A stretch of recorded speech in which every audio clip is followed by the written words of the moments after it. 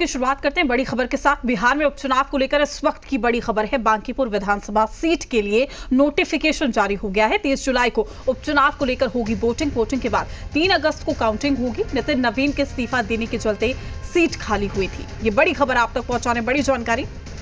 उपचुनाव को लेकर वोटिंग होगी 30 जुलाई को। वोटिंग के बाद 3 अगस्त को होगी काउंटिंग।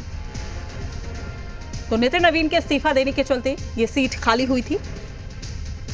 तो बड़ी खबर, बड़ी जानकारी बिहार में उपचुनाव को लेकर इस वक्त की ये बड़ी खबर हम आप तक पहुंचा रहे हैं। बांकीपुर विधानसभा सीट के लिए नोटिफिकेशन जारी कर दिया गया है। 30 जुलाई को उपचुनाव को लेकर ये वोटिंग होगी और वोटिंग के बाद 3 अगस्त को होगी काउंटिंग। तो नितिन नवीन के इस्तीफा देने के चलते ये सीट खाली हुई थी।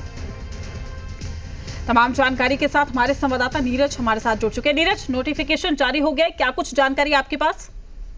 देखिए, इलेक्शन कमीशन ने 3 सीटों के लिए नोटिफिकेशन जारी किया है, जिसमें बिहार की बांकीपुर सीट है, जहां से नितिन नवीन कभी एमएलए हुआ करते थे, लेकिन क्योंकि वो राष्ट्रीय अध्यक्ष हो गए हैं और राज्यसभा में चले गए हैं, तो इस वजह से वो सीट खाली हुई है। तो बिहार की बांकीपुर है। इसके अलावा मध्य प्रदेश की दतिया सीट है, जहां से कभी नरोत्तम मिश्रा विधायक हुआ करते थे, लेकिन पिछले चुनाव में नरोत्तम मिश्रा चुनाव हार गए। कांग्रेस के एमएलए वहां से चुनाव जीते थे, लेकिन उनको डिस्क्वालीफाई कर दिया गया। और इसी तरह एक गुजरात की सीट है। तो आज इलेक्शन कमीशन ने कार्यक्रम जारी किया है, गजट नोटिफिकेशन जारी किया है, जिसके अनुसार जो 6 जुलाई है सबसे नोटिफिकेशन माना जाएगा। लास्ट डेट नॉमिनेशन की 13 जुलाई है।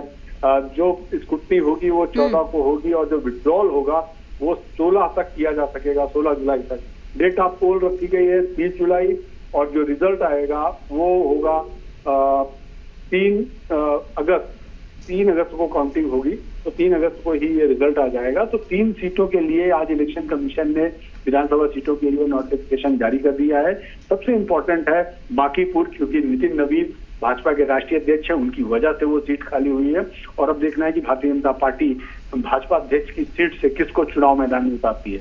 चलिए ठीक है नीरज, आपका शुक्रिया, तमाम जानकारी साझा करने के लिए आपका शुक्रिया। तो आपको बता दें कि अभी फिलहाल देखना लाजमी हो जाएगा कि किसे उतारा जाता है सीट पर, लेकिन ये नोटिफिकेशन जारी हो गया है, चूंकि काफ़ी लंबे समय से इसको लेकर चर्चा भी हो रही थी। और ऐसे में अब ये नोटिफिकेशन जारी हुआ है। 30 जुलाई को उपचुनाव को लेकर वोटिंग होगी। आपको बता दें कि वोटिंग के बाद 3 अगस्त को काउंटिंग होगी। लेकिन बड़ा सवाल अभी भी बरकरार है कि जो तस्वीरें अभी तक क्लियर नहीं हो पाई है कि किसे उतारा जाता है चुनावी मैदान में, वो देखने वाली बात होगी। तो बिहार में उपचुनाव को लेकर इस वक्त की ये बड़ी खबर, ये बड़ी जानकारी आप तक पहुंचा रहे हैं।